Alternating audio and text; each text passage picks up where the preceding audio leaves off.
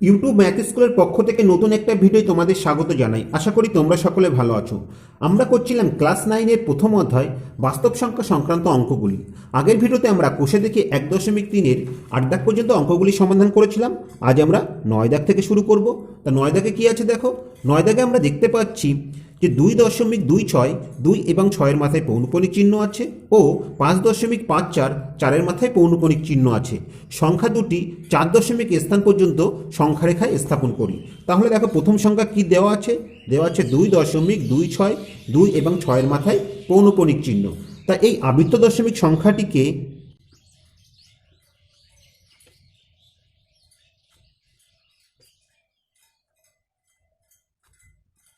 আমরা 4 পর্যন্ত নিয়ে পাই।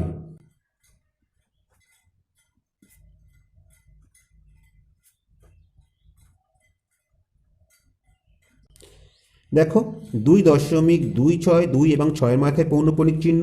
তাহলে এখান থেকে আমরা কি লিখতে পারি, 2.26, 26। এইভাবে অসীম পর্যন্ত চলতে থাকবে। আমরা দশমিকের পরে 4টে সংখ্যা নিলাম।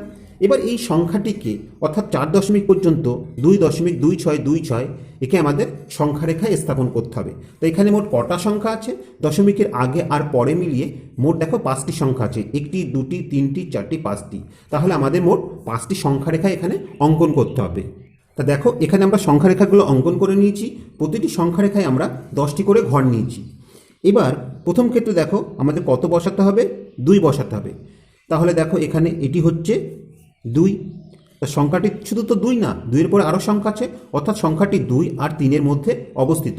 এটা আমরা পরিষ্কার বুঝতে পারছি। এবার এই 2 আর 3-এর মধ্যে সংখ্যারেখাকে আবার আমরা 10 ভাগে ভাগ করব। তাহলে 10 ভাগে ভাগ করলে দেখো এখান থেকে শুরু হচ্ছে 2। তা 2কে আমরা 2.0 লিখতে পারি। আর এখানে শেষ হচ্ছে কত, 3-এ। তাহলে 3কে আমরা 3.0 লিখতে পারি, অর্থাৎ দশমিকের পরে আমরা 1 ঘর পর্যন্ত নেব। এবার এই 2 আর এই বিন্দু আমরা যুক্ত করে দিচ্ছি।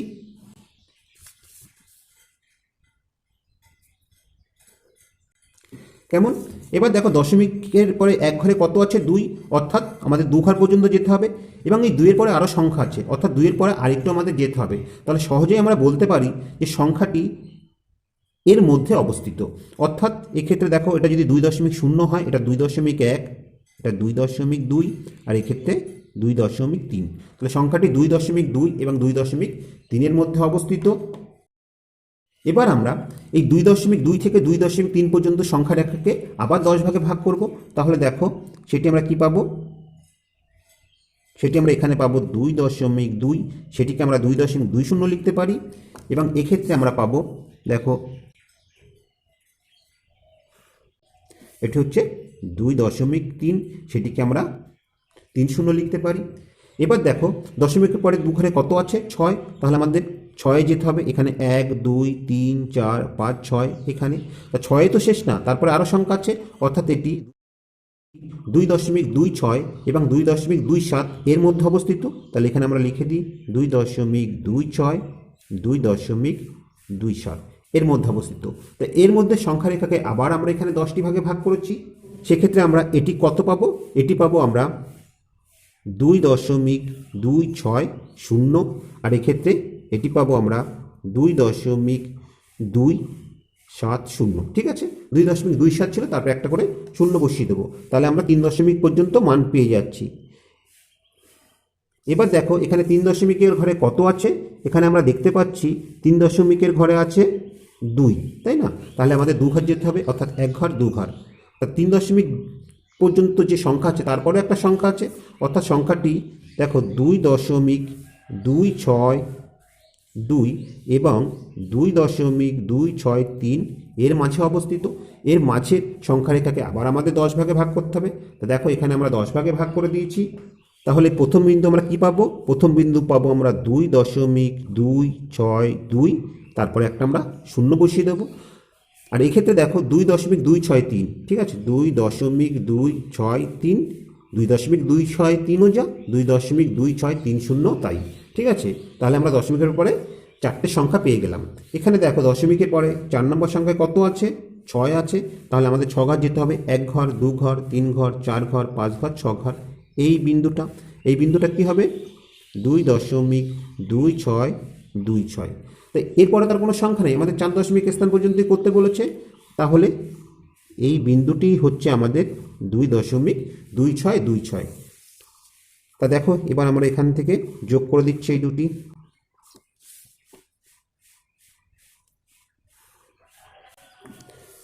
তো আশা করি অঙ্কটি তোমরা বুঝতে পেরেছো আমরা কিভাবে 2.2626কে সংখ্যা রেখায় স্থাপন করলাম।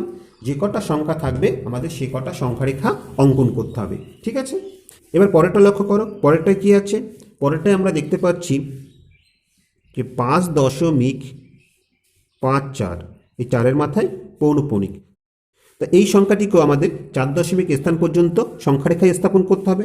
তা এটিকে আমরা 4 দশমিক পর্যন্ত নিয়ে কী পাচ্ছি দেখো, আমরা পাবো 5.5, যেহেতু 4-এর মাথায় পৌনঃপুনিক চিহ্ন আছে তাহলে এইভাবে 4 4 পরপর চলতে থাকবে। তা এই সংখ্যাটিকে অর্থাৎ 5.544কে আমাদের সংখ্যা রেখায় স্থাপন করতে হবে। এর জন্য আমাদের কটা সংখ্যা রেখা অঙ্কন করতে হবে? আমাদের 5টি সংখ্যা রেখা অঙ্কন করতে হবে। আমি এখানে সেই সংখ্যা রেখাগুলো অঙ্কন করে নিচ্ছি। তো দেখো এখানে আমি 5টি সংখ্যা রেখা পরপর অঙ্কন করে নিয়েছি। তো এখানে যদি আমরা শূন্য বসাই, এটি 1 2 3 4 5 6 7 8 -1 -2। তো সংখ্যাটি 5 আছে এবং 5-এর পরে আরও সংখ্যা আছে। তাহলে স্বাভাবিকভাবে আমরা বলতে পারি এই সংখ্যাটি 5 আর 6-এর মধ্যে অবস্থিত। 5 আর 6-এর মধ্যে সংখ্যা রেখাকে আমরা আবার এখানে 10 ভাগে ভাগ করেছি। তো এখানে কত ছিল? 5। তাহলে এখানে আমরা লিখতে পারি 5.0, 5.0 যা 5ও তাই, আর এক্ষেত্রে ছিল 6, তাহলে এখানে আমরা লিখতে পারি 6.0। ঠিক আছে। এবার দেখো দশমিকের পরে ক ঘর যাবে? দশমিকের পরে 5 ঘর যাবে। তো এখানে আমরা 1 2 3 4 5 অর্থাৎ এই ঘর নেব। তো এরপরে তারও সংখ্যা আছে, তাহলে স্বাভাবিকভাবে এই সংখ্যাটি 5.5 এবং 5.6 এর মধ্যে অবস্থিত। 5.6 সংখ্যা রেখাকে নিচে আমরা আবার 10 ভাগে ভাগ করেছি। তাহলে এখানে দেখো এটি 5.5, তারপরে একটা শূন্য বসিয়ে দিলাম। 5.50 যা 5.5ও তাই, কারণ এরপরে আমরা যত শূন্য বাড়াই তাতে আমাদের মানের কোনো পরিবর্তন হয় না। এক্ষেত্রে আমরা কি পাবো? আমরা পাবো 5.60। এবার 2 দশমিক পর্যন্ত ক ঘর যেতে হবে? 4 ঘর। তাহলে এখানে শূন্য দেখো, এখানে 1 2 3 4, তাহলে সংখ্যাটি এখানে 5.54। এবং দেখো তারপরে আরও সংখ্যা আছে, অর্থাৎ 5.54 এবং 5.55 এর মধ্যে অবস্থিত। 5.54 এবং 5.55 এর মধ্যে সংখ্যা রেখাকে আবার আমরা 10 ভাগে ভাগ করে দিয়েছি। তাহলে এখান থেকে শুরু হবে কি থেকে? শুরু হবে 5.54 এবং আমরা একটি শূন্য বসিয়ে দেবো, অর্থাৎ 5.540 থেকে শেষ হবে 5.55 এবং একটি শূন্য বসিয়ে দেবো। কেমন? এবার দেখো 3 দশমিকের ক ঘর যেতে হবে? 4 ঘর। তাহলে এখানে 1 ঘর 2 ঘর 3 ঘর 4 ঘর। এরপরে আরও সংখ্যা আছে, অর্থাৎ সংখ্যাটি 5.544 এবং 5.545 এর মধ্যে অবস্থিত। এই সংখ্যা রেখাকে আবার আমরা 10 ভাগে ভাগ করেছি। তাহলে শুরু হবে কি থেকে দেখো? শুরু হবে 5.544, একটি শূন্য বসিয়ে দেবো। এক্ষেত্রেও তাই 5.545 এবং একটি শূন্য এখানে বসিয়ে দেবো, তাতে মানের কোনো পরিবর্তন হয় না। এবার আমরা দেখো 4 দশমিকে আমাদের ক ঘর যেতে হবে? 4 ঘর, অর্থাৎ 1 ঘর 2 ঘর 3 ঘর 4 ঘর।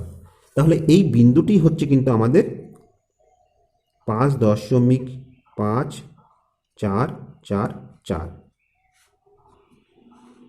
আশা করি তোমরা বুঝতে পেরেছো কিভাবে আমরা সংখ্যা রেখা স্থাপন করছি। এবার আমাদের কাজ হবে কি? এই সংখ্যা রেখার এই বিন্দুগুলি পরপর যোগ করে দেওয়া। তাহলে আমি দেখো কি করছি, এটি একটা যুক্ত করে দিলাম। এক্ষেত্রে এই 5 আর এখানে আমরা যুক্ত করে দিচ্ছি। এক্ষেত্রে এই বিন্দুটা আমরা নিয়েছি, এই দুটো আমরা যুক্ত করে দিচ্ছি। এক্ষেত্রে এই দুটো যুক্ত করে দিচ্ছি। ঠিক একইভাবে এদিকেও আমাদের যুক্ত করে দিতে হবে। তো আশা করি কিভাবে আমরা সংখ্যাকে সংখ্যা রেখায় সহজে স্থাপন করতে পারি সেটি তোমরা দেখতে পেলে। যতগুলি সংখ্যা থাকবে আমাদের ততগুলি সংখ্যা রেখা প্রথমে অঙ্কন করে নিতে হবে, কেমন? এবং প্রতিটি সংখ্যা রেখাকে আমরা 10টি ভাগে ভাগ করব এবং প্রতি ভাগ সমান আমরা 1 সেন্টিমিটার করে নেব। তা এই আমাদের অঙ্কটি কমপ্লিট হলো। আশা করি অঙ্কটি তোমরা বুঝতে পেরেছো। এবার 10 দাগের অঙ্কটা দেখো। 10 দাগে কী আছে? 10 দাগে আমরা দেখতে পাচ্ছি যে 0.233 2 3 3 2 3 3 3 2 3 3 3 3 2 এইভাবে চলতে আছে। আর এদিকে 0.2111211112 এইভাবে চলছে। ঠিক আছে, এই সংখ্যা দুটির মধ্যে আমাদের দুটি মূলদ সংখ্যা খুঁজে বের করতে হবে। তা দেখো সেটি আমরা কিভাবে করতে পারি, লিখে নিই এখানে দুটি মূলদ সংখ্যা এক দাগ দিয়ে। দেখো এখান থেকে আমরা প্রথমে দুঘর পর্যন্ত চিন্তা করি। তাহলে দুঘর চিন্তা করলে আমরা কি দেখতে পাচ্ছি, এখানে দশমিকের পরে আছে 21 অর্থাৎ 21, আর দশমিকের পরে আছে 23 অর্থাৎ 23। তাই 21 আর 23-এর মধ্যে কোন সংখ্যা আছে, 22 আছে। তাহলে এখানে আমরা সহজেই লিখে দিতে পারি 0.22 অর্থাৎ 0.22 হচ্ছে এই সংখ্যা দুটির মধ্যে একটি মূলদ সংখ্যা। আরেকটি মূলদ সংখ্যা দেখো কিভাবে আমরা বের করতে পারি। এবার আমরা 3 ঘর পর্যন্ত চিন্তা করি। 3 ঘরের মধ্যে কি আছে দেখো 212, আর এখানে 3 ঘর ভাবলে 232। তা 212 থেকে 232-এর মধ্যে যে কোনো সংখ্যায় আমরা বসিয়ে দিতে পারি। তাই এখানে যদি আমরা 230 বসাই তাহলে আমরা কি পাচ্ছি 2.230। এই দশমিকের পরে এই শেষে শূন্য দেওয়ার কোনো মানে নেই, অর্থাৎ এটিকে আমরা লিখতে পারি 0.23। তাহলে আমরা দুটি মূলদ সংখ্যা কী কী পেলাম, 0.22 এবং 0.23। এই দুটো ছাড়া কিন্তু অনেক মূলদ সংখ্যা হতে পারে। আমরা লিখতে পারি 0.213, যেহেতু শেষে কত ছিল 12, তাহলে 213, 214, 215 এরকম করে 231 পর্যন্ত হতে পারে। আশা করি অঙ্কটি তোমরা বুঝতে পেরেছ। এবার 11 দাগের অঙ্কটা দেখো। 11 দাগের অঙ্কে কী আছে, 11 দাগের অঙ্কে আমরা দেখতে পাচ্ছি যে 0.2101 এবং 0.2222 এইভাবে চলতে থাকবে, বা 0.2-এর মাথায় পৌনঃপুনিক। এর মধ্যে দুটো মূলদ সংখ্যা আমাদের খুঁজে বের করতে হবে। তা এর মধ্যে দুটো মূলদ সংখ্যা কী হবে দেখো, আমরা লিখে নিই দুটি মূলদ সংখ্যা। 1 নম্বর দেখো ঠিক একইভাবে আমরা 3 ঘর পর্যন্ত চিন্তা করি। তা দশমিকের পরে কত আছে 222। 3 ঘর পর্যন্ত যদি ভাবি 210, তাহলে 210 থেকে 222-এর মধ্যে যে কোনো সংখ্যা আমরা বসিয়ে দিতে পারি। তা দেখো আমরা যদি এখানে 210 থেকে আমরা যদি 215 বসাই, 0.215 একটি মূলদ সংখ্যা হতে পারে। এবং দেখো দ্বিতীয়টি কী হতে পারে, আমরা যদি 220 বসাই তাহলে 0.22, শেষে আর শূন্য দেওয়ার দরকার নেই। ঠিক আছে, তার জন্য আমরা শুধু 0.22 বসিয়ে দিলাম। তা এই দুটি সংখ্যাই হচ্ছে এর মধ্যে অবস্থিত দুটো মূলদ সংখ্যা। এবার 12 দাগেরটা লক্ষ্য করো। 12 দাগে কী আছে, 12 দাগে আমরা দেখতে পাচ্ছি স্বাভাবিক সংখ্যা, অখণ্ড সংখ্যা, পূর্ণ সংখ্যা, মূলদ সংখ্যা, অমূলদ সংখ্যা ও বাস্তব সংখ্যা নিয়ে 10টি সত্য বক্তব্য ও 10টি মিথ্যা বক্তব্য লিখি। তা এগুলি যদি আমি এখন লিখে দেখাতে যাই অনেক সময় লাগবে, তার জন্য এখানে আমি বক্তব্যগুলি আগে লিখে নিচ্ছি, তারপর আলোচনা করছি। তা দেখো এখানে আমি বক্তব্যগুলি লিখে নিয়েছি, 10টি সত্য বক্তব্য। এখানে এক এক ধরনের সংখ্যার জন্য আমি এক এক ধরনের কালি ব্যবহার করেছি। প্রথম ক্ষেত্রে দেখো স্বাভাবিক সংখ্যায় আমরা দুটি বক্তব্য লিখেছি। প্রথমটা কি, যে শূন্য স্বাভাবিক সংখ্যা নয়। তা আমরা জানি স্বাভাবিক সংখ্যা শুরু হয় 1 থেকে, অর্থাৎ 1 2 3 4 5 এরকম করে অসীম পর্যন্ত চলতে থাকে। তাহলে এই যে শূন্য সেটি স্বাভাবিক সংখ্যা নয়, এবং সব থেকে ক্ষুদ্রতম স্বাভাবিক সংখ্যা কত, 1। তাহলে এই দুটি বক্তব্য আমরা স্বাভাবিক সংখ্যা থেকে লিখেছি। এবার 3 দাগেটা দেখো, যে দুটি অখণ্ড সংখ্যার গুণফল অখণ্ড সংখ্যা হবে। 4 দাগে দেখো শূন্য এমন একটি পূর্ণ সংখ্যা যেটি ধনাত্মক বা ঋণাত্মক পূর্ণ সংখ্যা নয়। আমরা পূর্ণ সংখ্যাগুলি কি জানি, আমরা পূর্ণ সংখ্যাগুলি জানি যে শূন্য থেকে ধনাত্মক দিকে 1 2 3 4 এইভাবে অসীম পর্যন্ত চলতে থাকে, এবং ঋণাত্মক দিকে -1 -2 -3 এইভাবে অসীম পর্যন্ত চলতে থাকে। তা দেখো শূন্য থেকে বড় যে সংখ্যাগুলি আছে সেগুলি হচ্ছে ধনাত্মক পূর্ণ সংখ্যা, আর শূন্য থেকে ছোট যে সংখ্যাগুলি আছে সেগুলি হচ্ছে ঋণাত্মক পূর্ণ সংখ্যা। আর এই শূন্যর কোনো ধনাত্মক বা ঋণাত্মক কোনো পূর্ণ সংখ্যাই নয়। কেমন? তারপরে দেখো 5 দাগে আমরা লিখেছি সকল পূর্ণ সংখ্যাই মূলদ সংখ্যা, অর্থাৎ এক্ষেত্রে যে পূর্ণ সংখ্যাগুলি আছে প্রতিটি মূলদ সংখ্যা, কেননা এই সংখ্যাগুলিকে আমরা p/q আকারে প্রকাশ করতে পারি। যেমন দেখো 4-এর নিচে কত আছে, আমরা 1 ধরে নিতে পারি, অর্থাৎ এটি আমরা p/q আকারে প্রকাশ করতে পারলাম। কেমন? এবার 6 দাগেটা দেখো, মূলদ সংখ্যা নিয়ে আমরা কি লিখেছি, যে সকল সংখ্যাকে p/q আকারে প্রকাশ করা যায়, যেখানে p এবং q ধনাত্মক পূর্ণ সংখ্যা এবং q ≠ 0 তাদের মূলদ সংখ্যা বলে। এবং আরেকটি আমরা লিখেছি যে দুটি মূলদ সংখ্যার যোগফল, বিয়োগফল, গুণফল ও ভাগফল সর্বদা মূলদ সংখ্যা হয়। কেমন? অমূলদ সংখ্যা নিয়ে আমরা কি লিখেছি দেখো, যে সকল সংখ্যাকে পি বাই কিউ আকারে প্রকাশ করা যায় না, যেখানে পি কিউ ধনাত্মক পূর্ণ সংখ্যা এবং কিউ নট ইকুয়াল টু 0, তাদের অমূলদ সংখ্যা বলে। আর দুটি অমূলদ সংখ্যার যোগফল, বিয়োগফল, গুণফল, ভাগফল সর্বদা অমূলদ সংখ্যা হবে, এটি কিন্তু বলা যায় না। ঠিক আছে? তো মূলদ সংখ্যার ক্ষেত্রে আমরা সর্বদাই কি পাবো? মূলদ সংখ্যা পাবো, এদের যোগফল, গুণফল, ভাগফল, বিয়োগফল। কিন্তু অমূলদ সংখ্যার ক্ষেত্রে এটি নাও হতে পারে। যেমন দেখো √5, তার সঙ্গে আমরা যদি √3 গুণ করি, আমরা কি পেলাম? √15 পেলাম, অর্থাৎ একটি অমূলদ সংখ্যা পেলাম। কিন্তু √5 একটি অমূলদ সংখ্যা এবং আরেকটি অমূলদ সংখ্যা √5 গুণ করলে আমরা 5 পেলাম। 5 হচ্ছে একটি মূলদ সংখ্যা। তাহলে আমরা প্রথম ক্ষেত্রে অমূলদ সংখ্যা পেলাম, পরের ক্ষেত্রে আমরা মূলদ সংখ্যা পেলাম। তাই আমরা বলতে পারি যে দুটো অমূলদ সংখ্যা যোগফল, বিয়োগফল, গুণফল বা ভাগফল সর্বদা যে অমূলদ সংখ্যা হবে তা কিন্তু নয়। এটি শুধু গুণের ক্ষেত্রে না, সমস্ত ক্ষেত্রেই আমরা এরকম পেতে পারি, যোগ, বিয়োগ, গুণ, ভাগ সব ক্ষেত্রেই। এবং দেখো সব শেষে 10 দাগে কি লিখেছি, যে সকল মূলদ আর অমূলদ সংখ্যাই হচ্ছে বাস্তব সংখ্যা। কেমন? আশা করি তোমরা এই 10টি বক্তব্য বুঝতে পেরেছ। এবার আমরা 10টি অসত্য বক্তব্য লিখব। কেমন? তা দেখো এখানে আমরা 10টি মিথ্যা বক্তব্য লিখেছি। প্রথম ক্ষেত্রে কি লিখেছি? 0 একটি স্বাভাবিক সংখ্যা। তা আমরা জানি স্বাভাবিক সংখ্যা শুরু হয় 1 থেকে, অর্থাৎ 1, 2, 3, 4 এরকম করে অসীম পর্যন্ত চলতে থাকে। তাহলে 0 আছে এই সংখ্যার মধ্যে? 0 নেই। তাহলে আমরা যে বলছি 0 একটি স্বাভাবিক সংখ্যা, সেটি মিথ্যা হলো। এবার দেখো দুটো স্বাভাবিক সংখ্যার বিয়োগফল সর্বদা স্বাভাবিক সংখ্যা হয়। এখানে দেখো আমরা যদি 15 বিয়োগ 25 করি, তাহলে আমরা কি পাবো? আমরা পাবো -10। তা -10 কি স্বাভাবিক সংখ্যা? দেখো 1 থেকে শুরু করে ধনাত্মক দিকে অসীম পর্যন্ত যদি আমরা যাই, আমরা কি কোথাও -10 পাবো? -10 পাবো না। -10 স্বাভাবিক সংখ্যা না। -10 কি সংখ্যা? -10 হচ্ছে পূর্ণ সংখ্যা। তাহলে আমরা কি দেখলাম? আমরা দেখলাম যে দুটি স্বাভাবিক সংখ্যার বিয়োগফল সর্বদা কিন্তু স্বাভাবিক সংখ্যা নাও হতে পারে।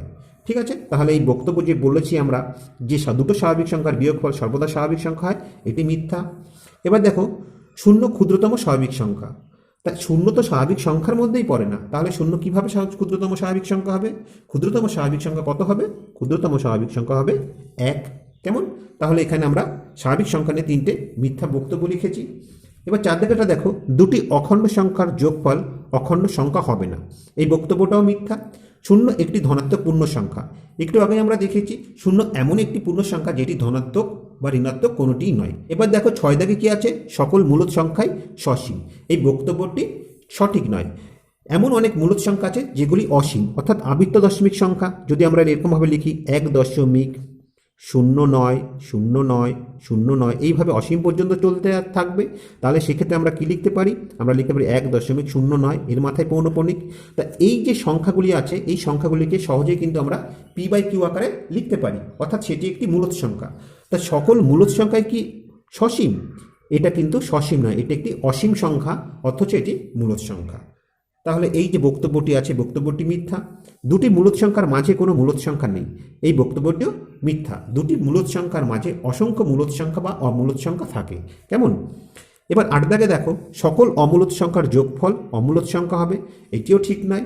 যেমন দেখো আমরা একটি অমূলদ সংখ্যা লিখছি √5 এবং আরেকটি অমূলদ সংখ্যা -√5, এবং এই দুটি আমরা যদি যোগ করি, তা যেহেতু মাইনাসে আছে আমরা ব্র্যাকেটের মধ্যে রাখলাম, তাহলে কি পাচ্ছি দেখো √5 প্লাসে মাইনাসে -√5, আমরা কি পেলাম? 0 পেলাম। 0 হচ্ছে একটি মূলদ সংখ্যা। তাহলে সকল অমূলদ সংখ্যার যোগফল কি অমূলদ সংখ্যা হয়? হয় না। আমরা মূলদ সংখ্যাও পেতে পারি। কেমন? আশা করি ব্যাপারটি তোমরা বুঝতে পেরেছ। এবার দেখো সকল অমূলদ সংখ্যার গুণফল অমূলদ সংখ্যা হবে, এটিও সত্য নয়। যেমন দেখো √2 একটি অমূলদ সংখ্যা, এর সঙ্গে আরেকটি অমূলদ সংখ্যা √2 গুণ করলে আমরা 2 পাবো, অর্থাৎ একটি মূলদ সংখ্যা পেলাম। তাহলে এখানে যেটি বলা হয়েছে যে সকল অমূলদ সংখ্যার গুণফল অমূলদ সংখ্যাই হবে, এই বক্তব্যটিও ঠিক না। দুটি অমূলদ সংখ্যার গুণফল মূলদ সংখ্যাও হতে পারে। এবং সব শেষে দেখো যে সকল বাস্তব সংখ্যার দশমিকে বিস্তার সম্ভব নয়। কেমন? এটিও মিথ্যা। তাহলে আমরা 10টি সত্য এবং 10টি মিথ্যা বক্তব্য এখানে লিখলাম। আশা করি ভিডিওটি তোমাদের ভালো লেগেছে। ভিডিওটি যদি তোমাদের ভালো লেগে থাকে অবশ্যই লাইক, কমেন্ট ও শেয়ার করবে। আর এই চ্যানেলে তোমরা যদি নতুন হয়ে থাকো তা প্লিজ সাবস্ক্রাইব করে নেবো, তার পাশাপাশি বেল বাটনটি ক্লিক করবে, কারণ আমরা যখনই কোনো নতুন ভিডিও আপলোড করবো তার নোটিফিকেশনটা সঙ্গে সঙ্গে তোমাদের কাছে পৌঁছে যাবে। আর তোমরা যদি অলরেডি সাবস্ক্রাইব করে থাকো তাহলে তোমাদের অসংখ্য ধন্যবাদ। তো আজ আর নয়, আবার দেখা হবে পরবর্তী কোনো ভিডিওতে। ততক্ষণ পর্যন্ত ভালো থেকো, সুস্থ থেকো, এই কামনায় ভিডিওটি এখানেই শেষ করছি।